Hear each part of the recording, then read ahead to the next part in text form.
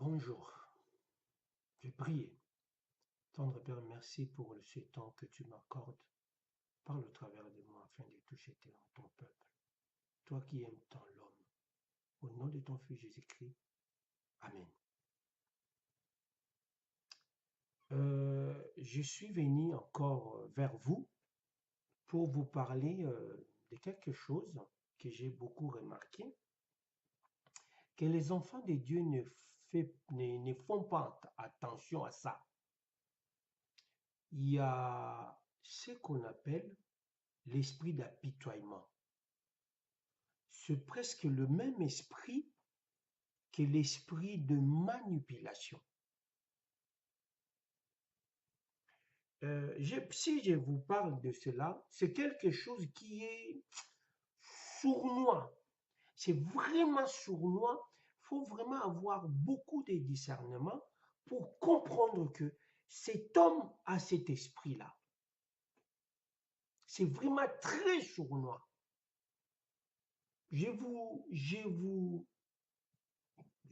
parle de cela. J'ai constaté ça en regardant certaines vidéos sur Internet. J'ai vu cet esprit à beaucoup de gens, surtout ceux qui viennent critiquer les gens. Bon, je ne suis pas là pour vous citer, mais c'est pour vous parler de cela. Je ne suis pas pour venir pointer du doigt, pour vous montrer, voilà l'esprit de discernement à tel frère, l'esprit d'apitoiement à tel frère, à tel frère. Cet esprit-là manipule les gens. Manipule les gens. Or, derrière cet esprit, il y a un esprit mauvais. Mauvais. Mais les enfants de Dieu ne font pas beaucoup attention à ça. Croyant que quelqu'un qui vient, cet esprit d'apitoiement, il cherche à attirer, il se fait passer pour une victime. Voilà ce que j'ai fait, voilà ce qui m'arrive. Voilà ce que j'ai fait pour vous, voilà ce qui m'arrive. Cet esprit d'apitoiement, il cherche à attirer la pitié des gens. Il s'est fait passer pour une victime. Mais si vous suivez bien, lui-même a provoqué ça. Lui-même, il a provoqué. Et puis maintenant, quand les gens s'élèvent contre lui, il commence à se passer pour une victime. C'est un esprit dangereux qui peut envoyer beaucoup de gens à faire des compromis, à suivre quelqu'un, croyant que cet homme, il sert Dieu en vérité, mais non, il ne sert pas Dieu. Il a un esprit qui le pousse à faire ce qu'il fait. C'est l'esprit d'apitoiement. Je vais vous montrer, il y a beaucoup de versets qui parlent de pitié dans la parole de Dieu. Beaucoup de versets. Mais il y a Dieu, comment je peux dire, il y a ces pitoiements, il y a ces, il y a des côtés bien que Dieu attend de chacun. Je vais vous donner un verset, mais je vais commencer par le mauvais. Je vais commencer par le mauvais. Je vais commencer par le mauvais. Je vais commencer par le mauvais. Je vais vous amener dans le livre de Samuel. Dans le livre de Samuel, Samuel 23.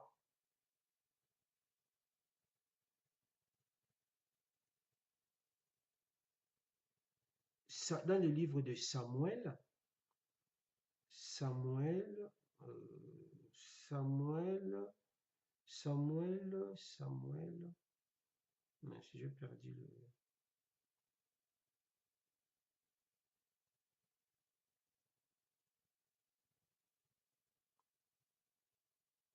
Dans les 1 Samuel, 1 Samuel, dans le livre de 1 Samuel 19 à 23. Samuel s'est levé Samuel s'est levé contre David. Maintenant, il y a eu un peuple, c'est à partir des 19, les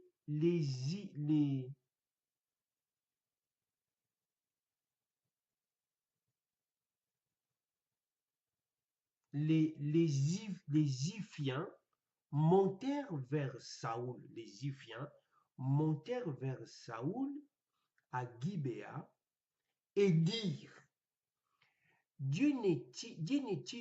David n'est-il pas caché chez nous, dans les endroits escarpés, dans la forêt, sur la colline de Aquila, qui se trouve au sud du désert? Descends donc, roi, si c'est ce que tu désires. C'est à nous qu'il reviendra de le livrer entre les mains du roi. Saoul dit, que l'Éternel vous bénisse pour avoir eu pitié de moi. Allez donc prendre encore des informations pour bien examiner et savoir où il se tient et qu'il y a vu, car il est très rusé à ce qu'on m'a dit. Voyez et reconnaissez tous les endroits où il se cache, puis revenez vers moi avec des renseignements certains et je partirai avec vous.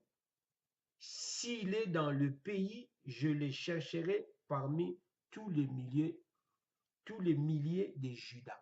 Vous voyez comment Saoul, il disait comme quoi que les Ziphiens là ont eu pitié de lui. Mais pourquoi ces hommes devaient-ils avoir pitié de lui? Parce que c'est lui-même qui s'est levé contre David. Maintenant, ces gens qui sont venus le voir pour lui donner des informations pour David, pour qu'il soit capturé par lui, ils disent que l'Éternel vous bénisse d'avoir eu pitié de moi. Vous voyez cet esprit-là? Un esprit dangereux. Cet homme et ces gens, ils veulent livrer David. David qui n'a rien fait. Qui n'a rien fait. Et ces gens sont venus. Pourquoi? Parce que et là, Saoul, il est comme victime. Et lui-même, quand David était dans le, il était dans le, dans le, dans la, dans la caverne d'Adoulam ou quelque chose comme ça, quand David lui a coupé le pan de sa robe, il s'est dit qu'il est méchant. Parce que David ne lui a rien fait. Si David était cet homme-là qui manipulait, mais David n'avait pas de pensée comme ça. David ne se faisait pas passer par une victime. Mais c'est vrai, quand tu lis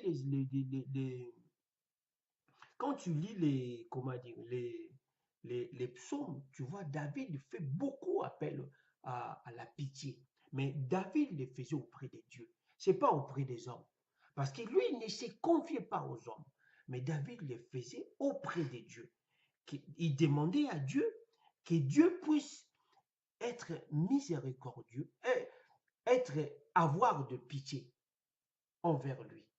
Mais si on regarde vraiment à fond, si vraiment on veut aller plus loin, on verra que Dieu exerce la miséricorde. C'est vrai qu'il demande aux gens aussi d'avoir la pitié.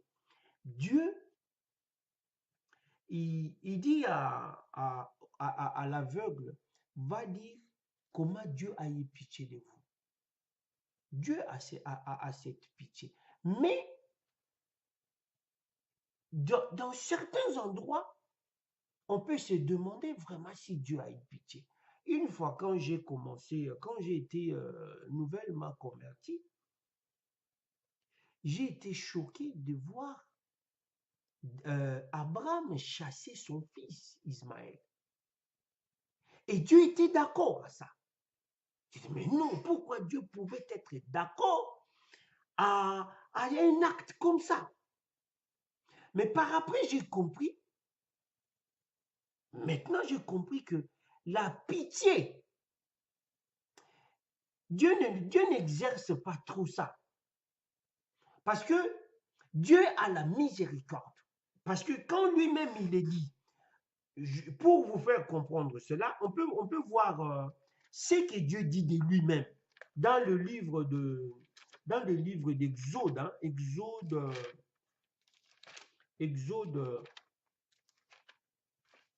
Exode 35, hein, 34, 30.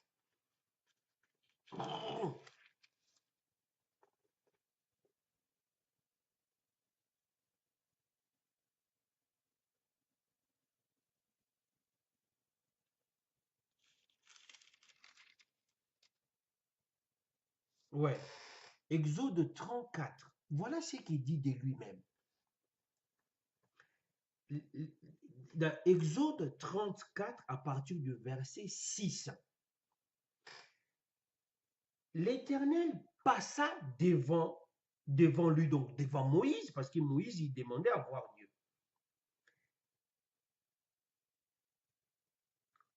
L'Éternel passa devant lui en proclamant, l'Éternel, Dieu compatissant, et qui fait grâce, lent à la colère, riche en bienveillance et en fidélité, qui conserve sa bienveillance jusqu'à 1000 générations, qui pardonne la faute, les crimes et le péché, mais qui ne tient pas les coupables pour innocents, et qui punit la faute de père jusqu'à la faute de père sur le fils, sur le petit-fils, jusqu'à la 3e génération et la 4e génération. Voyez ce qu'il dit de lui-même. Il est compatissant, bienveillant, miséricordieux. C'est vrai, si on regarde les dictionnaires, dans ce mot miséricorde, compatissant, il y a le mot, il y a toujours cette explication, c'est comme si que le pitié y est. Mais en soi, si on scrute bien, si Dieu pouvait avoir cette pitié que nous avons, Dieu ne ferait pas, Dieu ne va pas vraiment exécuter comment dire, Dieu ne va pas vraiment exécuter sa volonté. Parce que on peut voir quelqu'un, c'est moi je vous dis, cet esprit de Dieu tellement il voit plus loin. Dieu sonde le cœur de Dieu regarde nos cœurs. Et cet esprit d'apitoiement, pourquoi ça se passe souvent, beaucoup dans des couples. La femme se fait passer pour une femme battue par un homme. Mais or, c'est elle qui provoque toutes les situations difficiles dans sa maison. Maintenant, quand il vient vous rencontrer ce qu'elle vit à la maison, elle se fait passer pour une victime. Ah, voilà comme il me tape. Voilà comme... Mais cachant ce qu'elle y fait. Vous voyez cet esprit de manipulation et d'apitoiement. C'est pareil aussi pour les hommes. Parce que les hommes, quelqu'un qui souffre, il met il met toujours, il braque toujours ce dont il vit, ce dont il vit, excuse-moi, ce dont il vit, pour que vous ayez pitié. Ah, vraiment, tu souffres. Ah, vraiment. Maintenant, quand il voit ça, au-dedans de lui, il est content. Ah, les gens ont eu pitié de moi. Les gens ont eu pitié de moi. Vous voyez, Dieu, Dieu veut que, Dieu veut que nous venions à lui demander sa pitié. Ce n'est pas auprès des hommes. Quand on le fait auprès des hommes, ça devient une manipulation. Et c'est dangereux. Dieu veut, quand nous venons à lui, demandons pitié. Demandons pitié. Parce qu'il y a un verset aussi, je n'ai pas trop compris cela.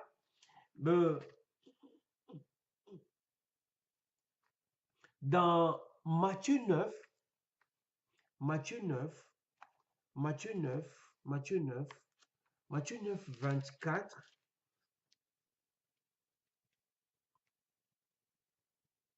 Matthieu 9,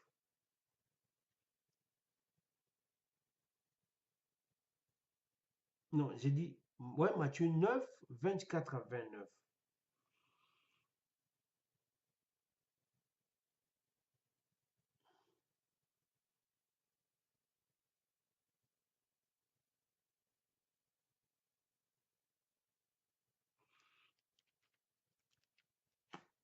Est-ce que c'est ça? Non.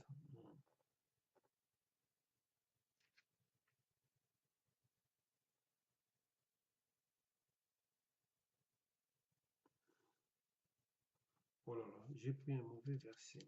C'est pas ça ce que j'ai voulu vous montrer. Il s'est tourné et dit, voyons, prends courage, ma fille. C'est pas ça. Lorsque je dis,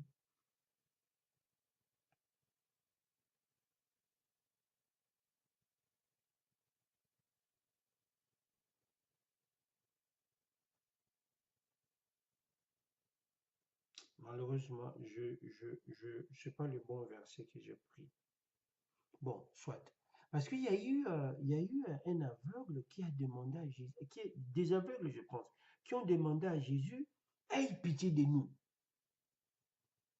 Jésus s'approchant, il dit, pensez-vous que je peux le faire?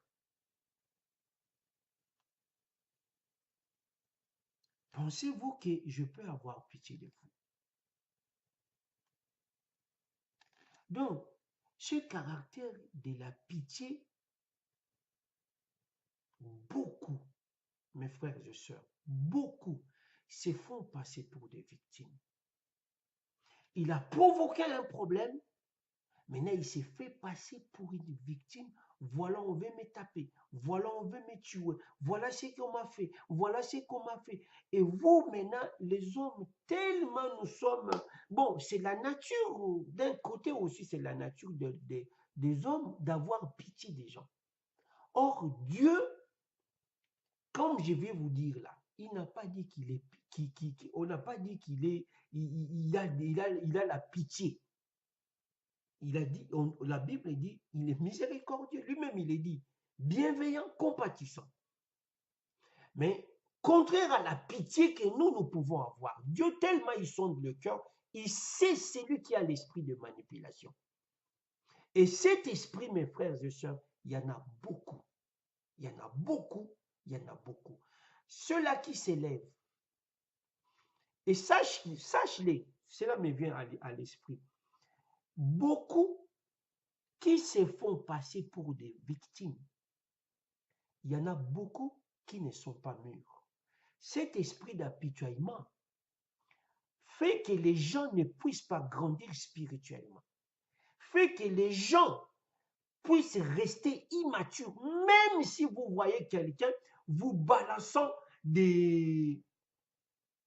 Comment dire? Quelqu'un balançant de paroles, de versets bibliques. Au-dedans de lui, des fois, il n'est pas mûr. Quelqu'un qui s'est fait passer pour une victime, il n'est pas mûr. Il n'est pas mûr. Il n'est pas mûr. Parce que moi-même, des fois, Dieu m'interpelle. Est-ce qu'il c'était important de dire ça à celui que tu as dit là? priez pour moi. Voilà comment je souffre. Oui, Dieu nous demande aussi de prier pour les uns pour les autres. Mais il y en a des gens où il est lui-même, il est lui-même provocateur. Il a provoqué une situation. Maintenant, quand ça retourne contre lui, il demande la miséricorde, il demande la pitié. Je ne dirais même pas la miséricorde, la pitié des gens. Priez pour moi. Ah, donnez-moi. Voilà ce que j'ai vu. Voilà ce que j'ai vu. Donnez-moi.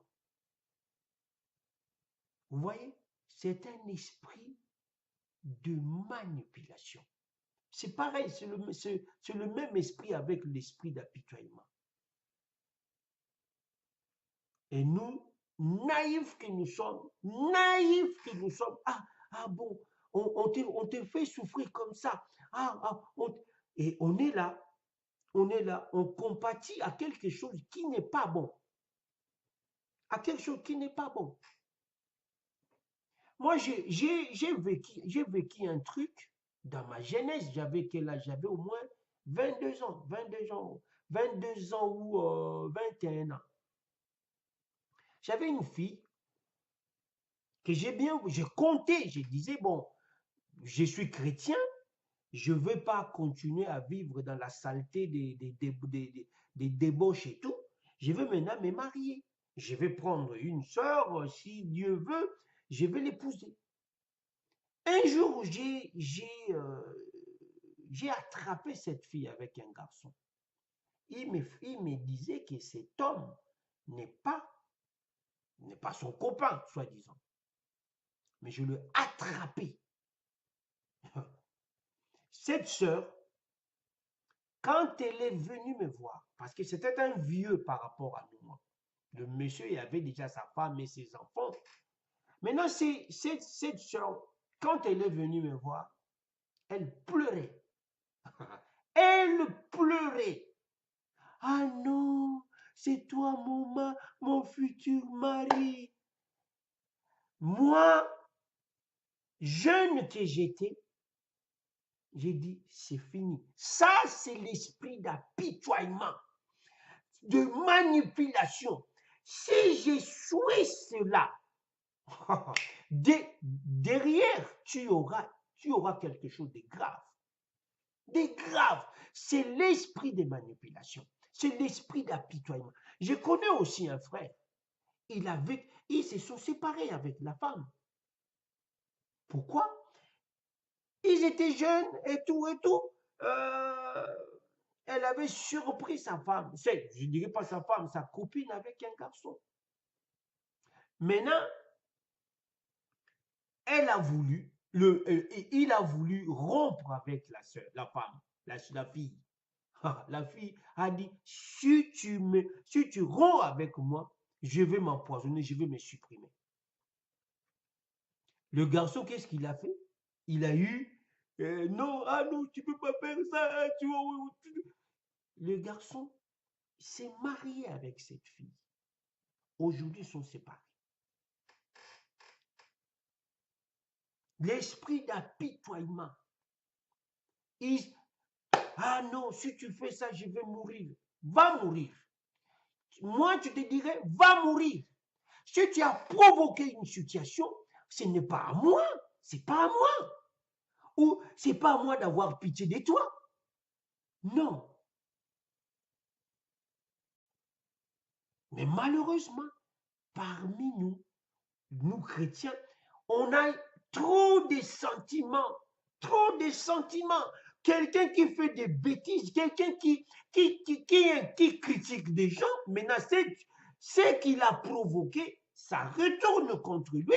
Il s'est fait passer maintenant pour une victime. Pourquoi? Pour que les gens aient pitié de lui. Et qu'est-ce qu'on fait tellement les chrétiens naïfs que nous sommes? On envoie. Ils demandent l'argent. Tu le vois pleurer. Tu le vois pleurer. Mais on est là, on accepte ça. Mes frères et sœurs, demandons à Dieu le discernement Demandons à Dieu des discernements, de pouvoir comprendre si réellement cet homme est vraiment victime d'acharnement des gens contre lui.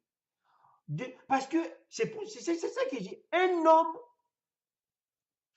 homme vraiment qui est un chrétien, qui est conduit par le Saint-Esprit, même si les gens sont derrière lui, il ne se fait pas passer pour des victimes. Jamais. Parce que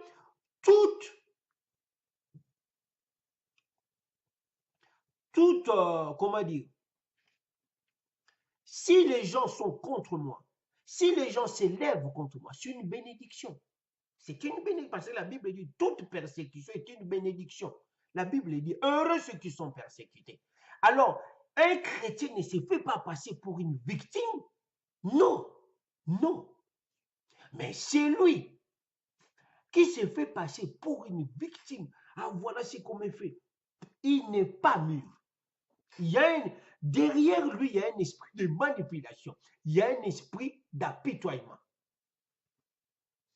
Retenez bien ça. Un homme de Dieu, quand il y a un problème, quand il y a une persécution, il ne se fait pas passer par. Parce que Jésus l'a été. Jésus l'a été, notre Seigneur. Jésus l'a été. Est-ce que Jésus-Christ s'est passé pour une victime? Non, il n'a rien dit. Il n'a pas dit, voilà comme vous me faites. Non, il a supporté. La Bible nous demande de supporter l'injustice. Oui, la Bible nous le demande. La Bible dit, l'amour ne supporte pas l'injustice. Mais la Bible, quelque part, Paul lui dit, mais vous ne pouvez pas supporter un peu l'injustice.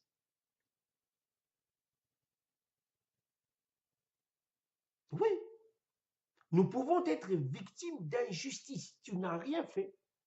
Ou tu as fait tes choses bien faites, mais il y a quelqu'un qui vient, qui te fait mal. Et la Bible le dit, Jésus le dit, ça va vous arriver et il faut le supporter. Eh oui, il faut le supporter. Donc, un chrétien, soi-disant chrétien, un homme qui s'est fait passer pour une victime, cherchant à attirer la pitié des gens, c'est un homme qui n'est pas mûr, c'est un homme qui a l'esprit d'apitoiement, qui veut manipuler les gens. Et surtout si c'est lui-même qui a provoqué ça.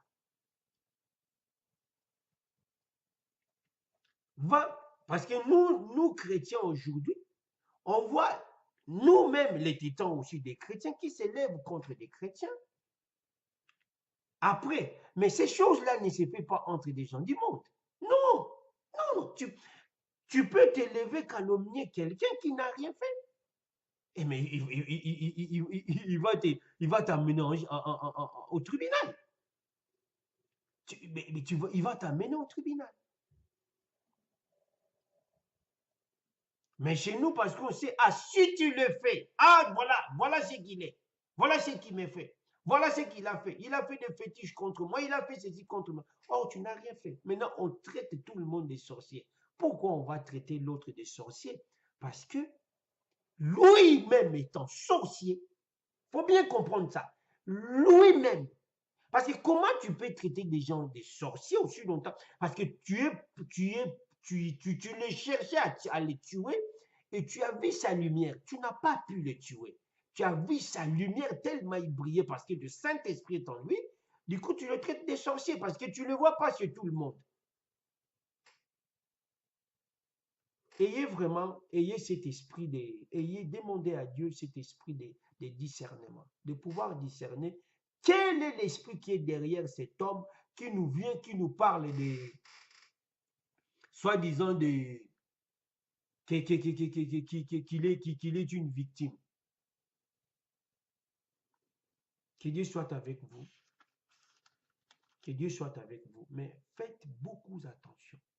Beaucoup attention. Mes frères, faites beaucoup attention.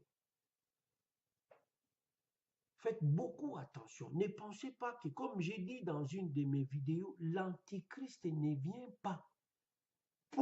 Il est déjà là. Hein? C'est celui qui viendra là, qui va s'incarner, qui prendra le règne et tout. Il n'est pas encore venu. Mais son esprit est là. Son esprit est là. L'Antéchrist, avant Christ, avant l'avènement de Christ, il viendra. On attend, il vient, 666 des chiffres, mais il est là, il agit. La Bible le dit, il agit déjà. Il s'élève contre tout ce qui vient de Dieu. Tout ce qui vient de Dieu, il s'élève contre ça.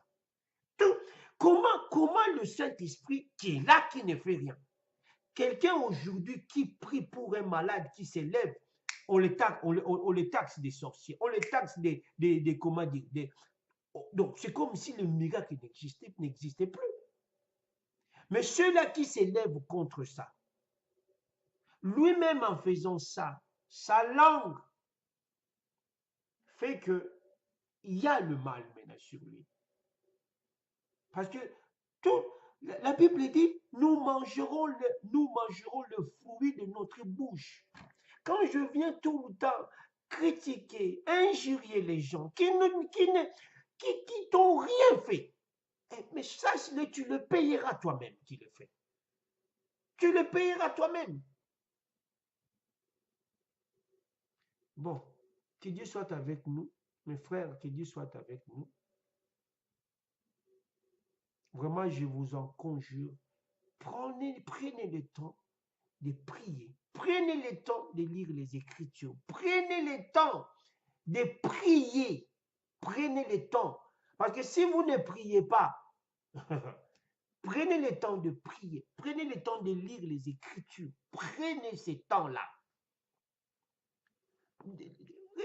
Aujourd'hui, la Bible, les gens, certains parmi nous, les chrétiens, qui s'élèvent, qui traduisent la Bible presque dans des langues.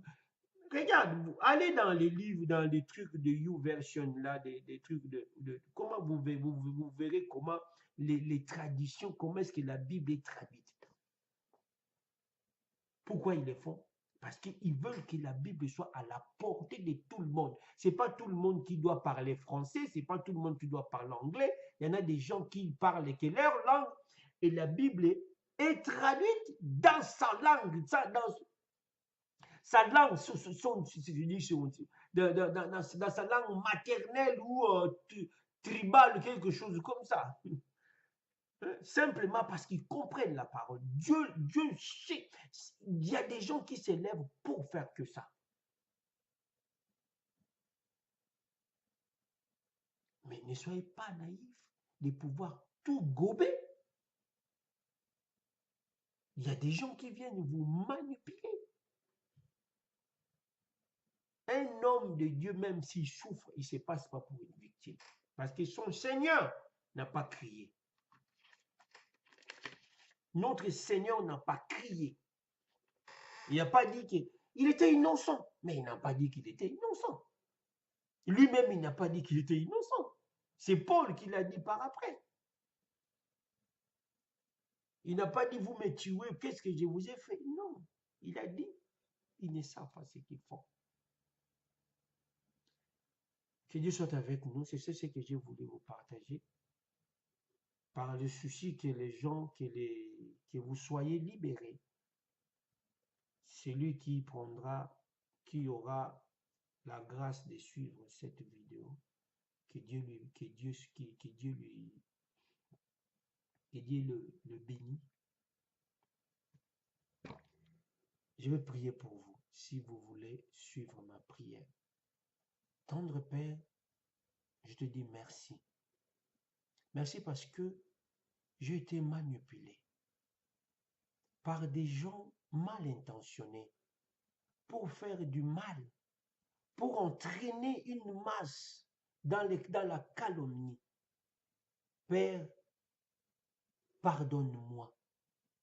Toi, tu dis dans ta parole, celui qui est conduit par l'Esprit des dieux et fils des dieux. J'ai été trompé et conduit par le malin. Père, je retourne sur ton chemin. Accueille-moi et pardonne mes péchés. Au nom de ton Fils Jésus-Christ, qui s'est donné à la croix pour ôter mes péchés. Gloire et louange à toi. Amen.